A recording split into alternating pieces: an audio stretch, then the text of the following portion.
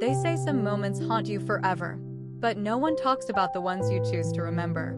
It's been 2 years since that night, since I caught myself watching him, watching me, and instead of turning away, I let him see more.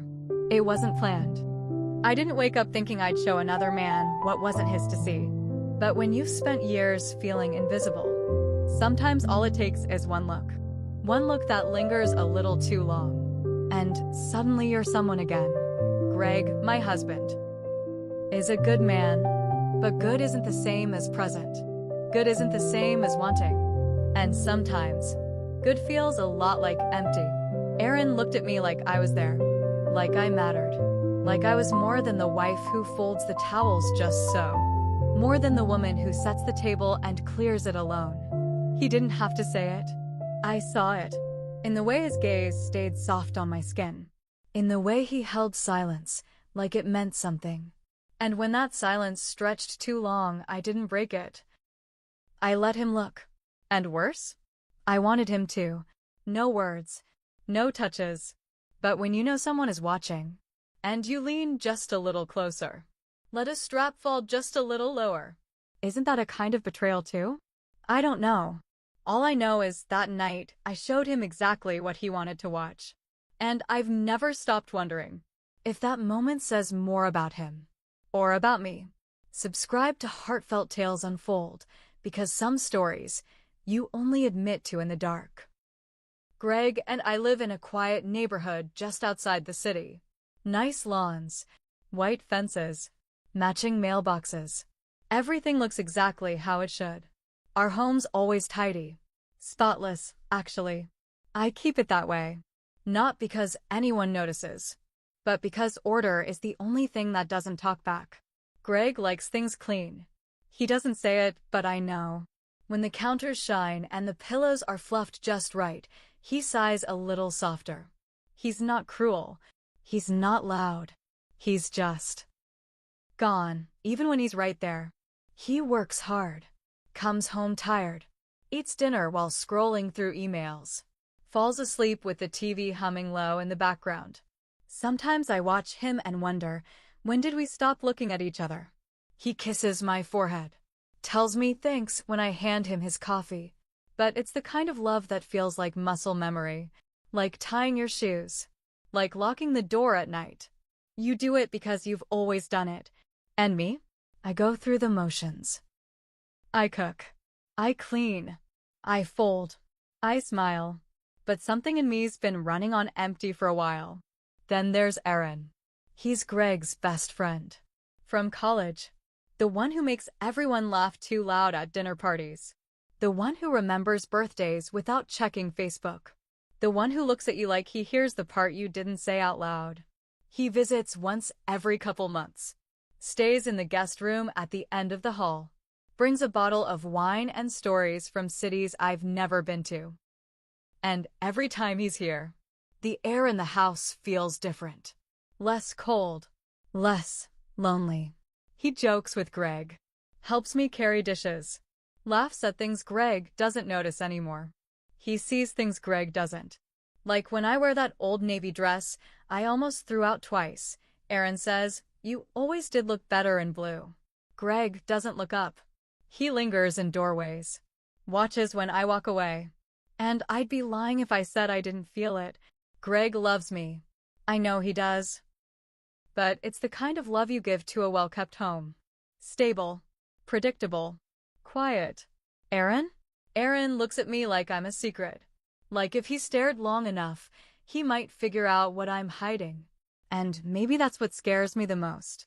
Because I think I want to be figured out. It was a Saturday. One of those sticky summer days where the air presses against your skin and the ice melts faster than you can pour the drinks. We were hosting a small barbecue. Greg's idea. An attempt to make the house feel alive again, he said. The yard buzzed with easy laughter. Neighbors. Friends. The kind of crowd that smiles wide and talks about nothing at all. Greg had been distracted all morning, checking his phone between flipping burgers, nodding through conversations with one eye on an inbox that never seemed to close. Typical. Aaron arrived late. Cool as ever. bottle of wine in hand, sunglasses perched just so. He greeted Greg with a clap on the back, made the rounds with a grin.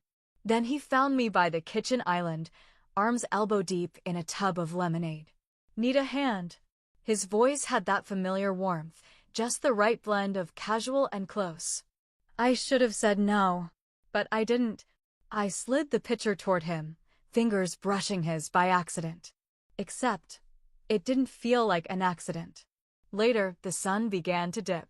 The guests settled into easy clusters across the lawn, chasing shade and cold drinks. Greg's phone rang. Work, he mouthed, already walking toward the side gate, voice clipped and distant. I was left inside, alone with Aaron. We moved through the familiar dance of refilling trays, collecting empty bottles. At some point, he reached for a stack of glasses just as I did. His arm brushed mine, bare skin on bare skin. Warm.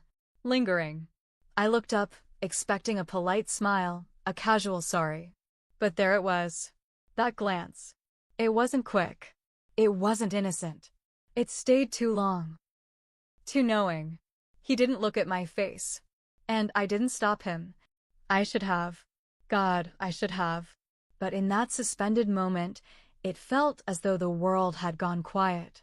Like the hum of the fridge, the distant laughter outside, all of it had faded beneath the weight of that single look.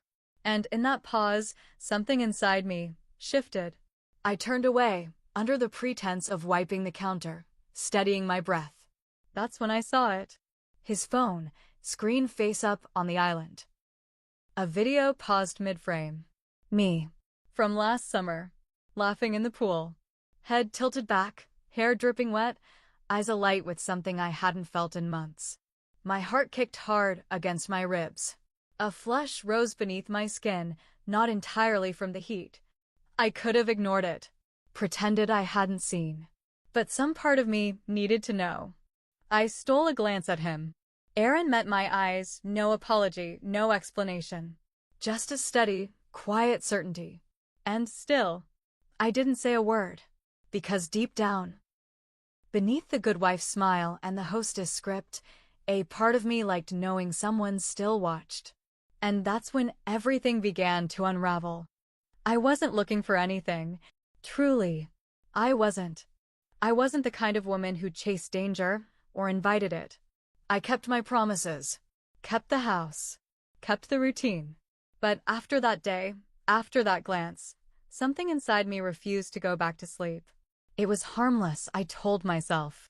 He hadn't said anything. I hadn't done anything. It was just a look. Just a moment. But I kept replaying it. Late at night, when Greg's soft snores filled the space between us in bed, I'd close my eyes and see it again. The way Aaron's gaze had lingered. The way it had known. And worse, the way it had made me feel. Like I was there. Like I mattered. Like I wasn't invisible. It was a dangerous feeling. Addictive in the smallest, quietest ways. The next morning, I stood before the mirror longer than usual. Brushed my hair with more care than was needed. Slid a hint of gloss onto lips that hadn't worn color in months.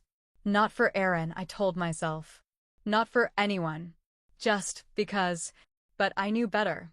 And that knowing, that quiet, shameful knowing, burned beneath my skin. Still, the thrill hummed louder. I started noticing when Aaron would be around. Greg mentioned he'd drop by next weekend, just to catch the game. My heart stuttered before I could catch it. I planned the snacks a little more thoughtfully. Chose a top that fit just a little closer. Painted my nails. Things Greg hadn't noticed in years.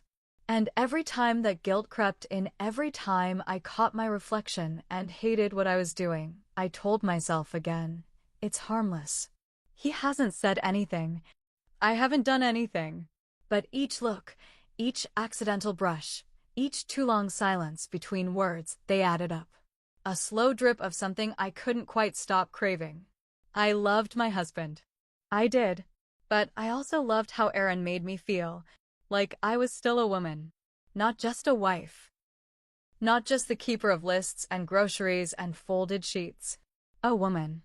And somewhere deep beneath the guilt and the ache, that was a hunger I hadn't realized was starving. It started small. A glance here. A pause there.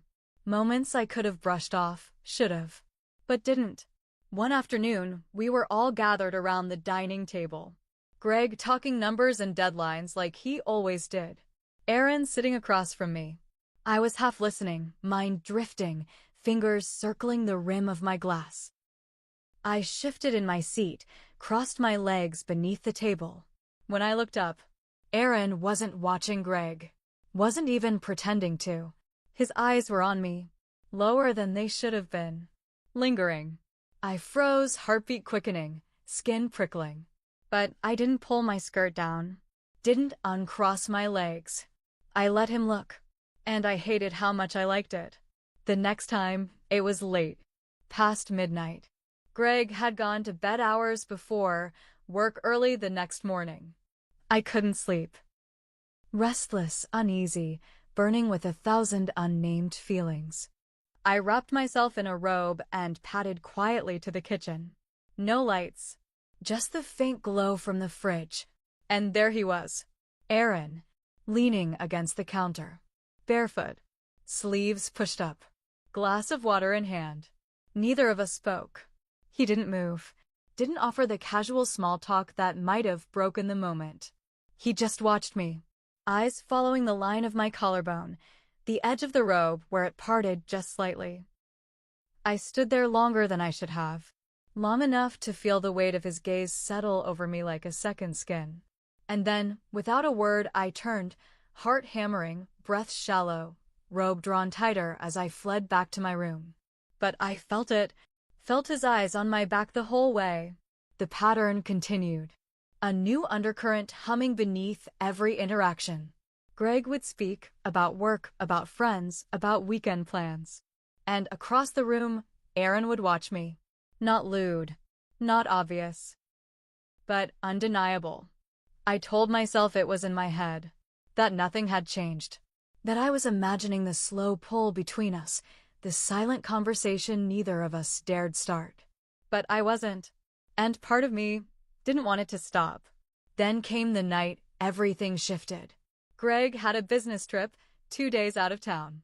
I played the dutiful wife, kissed his cheek, packed his bag, waved him off with a smile. That evening, Aaron came by, planned, casual. Just to catch the game, he said. It started innocent enough.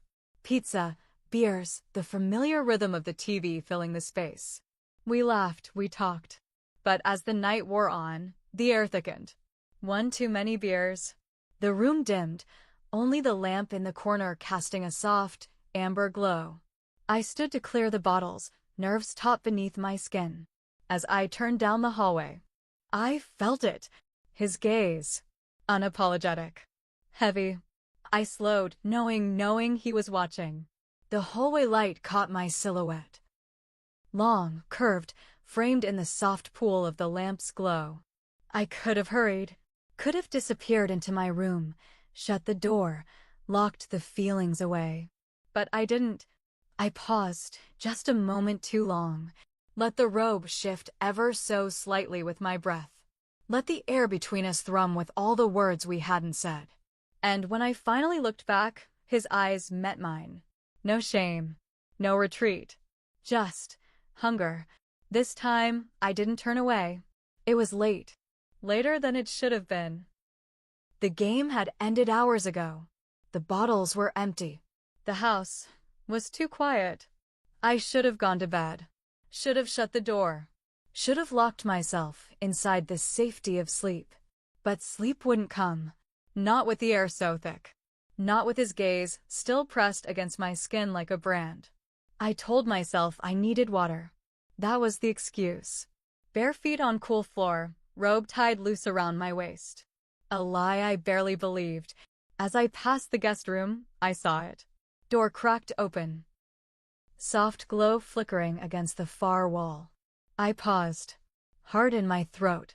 Curiosity, or something darker, pulling me closer. And there he was. Aaron, sitting on the edge of the bed, phone in hand, face bathed in dim light. I took one step closer. And that's when I saw what he was watching. A video. Familiar. Old footage from Greg's phone. My birthday years ago. There I was, spinning beneath strings of fairy lights, laughing carefree, sundress swaying above sun-kissed legs. Hair wild, eyes shining with a happiness I barely remembered. I should have left. Should have shut my eyes. Should have walked away.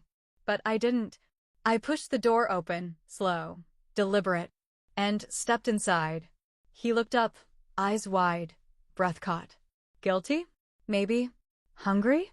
Definitely. I said nothing, not a word. The video still played, my laughter filling the small room, too loud in the silence that followed. I stood there, watching him, watching me. And then slowly, so slowly, I let the robe shift. Lower. Lower than it should have. Bare shoulder. Bare collarbone. Skin flushed beneath the weight of his stare. I didn't move closer. Didn't speak. Didn't touch. But I let him see. And worse, I wanted him to. For that one moment. I wasn't a wife. Wasn't a good woman. Wasn't the version of myself I'd tried so hard to preserve. I was a woman starved for attention and feeding off every second of it. No words. No touch. But everything changed.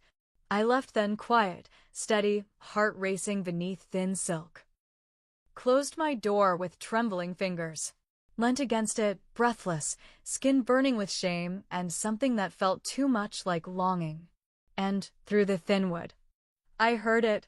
His breath. Heavy. Ragged. Undeniable. I slid down to the floor, knees drawn tight to my chest. What had I done?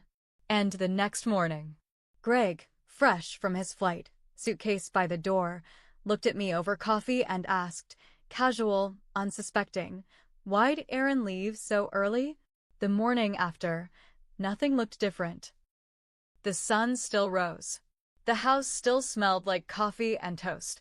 Greg still wrapped his arms around me from behind and kissed my temple. But inside me, everything had shifted. I could still feel Aaron's gaze, seared into my skin. Still hear the ragged breath behind that door. Still taste the guilt thick at the back of my throat. Greg poured his coffee, eyes skimming the newspaper. Then, without looking up, why'd Aaron leave so early? I blinked. Swallowed. Forced my voice steady. Oh! I'm not sure. He didn't say. A lie. A clean one. Too easy. Too practiced. Greg finally looked at me, and something in his gaze lingered too long. Not suspicion. Not yet. But something. From that day, the air between us grew heavier. Greg glanced at me more often, quiet, searching glances over dinner, during car rides, while folding laundry side by side. He didn't ask again. Not right away. But I knew. He sensed it, some fracture beneath the surface he couldn't name. And Aaron? Aaron disappeared. No calls. No texts. No casual swinging by on Sunday afternoons. Weeks passed. Then months. His absence screamed louder than any words could. And each day that silence stretched, the ache inside me deepened. I told myself I was grateful. That it was better this way. Cleaner. Safer. But late at night, when the house fell still, when Greg's soft breathing filled the dark beside me, I'd reach for my phone. Open the app. Check my stories. He was watching. Always watching. No likes. No messages. Just watching. And every time I saw his name in that quiet list of viewers, my heart twisted tighter. I hated him for it. I hated myself more. One evening, as we sat side by side on the couch, Greg reading, me scrolling aimlessly, he spoke. Did something happen? With Aaron. I froze. Blood rushing loud in my ears. I looked at him steady, controlled. No. Why would it? Another lie. A bigger one. One that tasted like poison the moment it left my lips. Greg nodded. Said nothing more. But the way he looked at me after. I knew. He knew. And me? I said nothing. Did nothing. Just sat there. Smiled. Breathed. But inside, eyes shattered. Because everything had happened. And even though I said nothing, I still wonder if I cheated. I never crossed the line. Not really. Not in the way that leaves stains on sheets or whispers behind closed doors. But I lit the match. And some nights, I still see the flame. I tell myself that over and over nothing happened. Nothing happened. But the words feel thin, transparent, like smoke trying to cover what we both know burned that night. Was it betrayal if nothing happened? If I never touched him? If he never touched me? Or is betrayal sometimes quieter than skin on skin? Is it found in the pause of a breath? In a glance held too long? In the deliberate slip of a robe, meant for no eyes but your husband's? I ask myself these questions when the house is dark, when Greg is asleep beside me. I turn them over like stones, hoping they'll feel lighter with time. But they never do. They only grow heavier. And here's the part one hate the most. I miss it. Not Aaron. Not really. Not the man. Not the friendship. I miss how he made me feel. Alive. Seen. Wanted. I hate that I miss it. Hate it so much it makes my chest ache. But I do. I showed him what he wanted. Because I wanted it too. Wanted to feel like more than the woman who fills the fridge and folds the towels just right. Wanted to remember there was still a woman under all this. Wife. And now? Now I sit across from Greg at dinner. Watch him talk about his day, about the new project at work. Smile when he smiles. Nod when he speaks. But my thoughts drift. Not to the conversation. Not to the plate in front of me. To the door I never should have opened. To the way Aaron looked at me. To the weight of the air in that hallway. To the silence that said everything words never could. I wonder. Would you have closed the door? Would you have stopped the match before the spark? Because I didn't. And now, some nights, I wonder if I ever really can. Have you ever shown someone something, not to betray, but just to feel alive again? Not to hurt anyone. Not to destroy anything. But just to remember what it felt like, to be noticed. To be wanted. To be seen. Because that's what it was for me. It wasn't lust. It wasn't a plan. It wasn't some twisted revenge. It was loneliness. The kind that builds slowly. The kind that wears your name away until you forget you had one before wife. Before mom. Before his. Would you call it betrayal, even though no line was crossed? Even though I never touched him? Even though all I did was let him look? Because I let him. And I knew. And he knew. And I still wonder, is that worse than anything else I could have done? Tell me, is watching still innocent? If deep down, you wish to be watched? If it made you feel more human than you felt in years? Because that's the part one don't know how to answer. And maybe you do. If this story stirred something in you. If it reached some quiet place you thought no one else had touched, subscribe to Heartfelt Tales Unfold. The next one might feel even closer to home.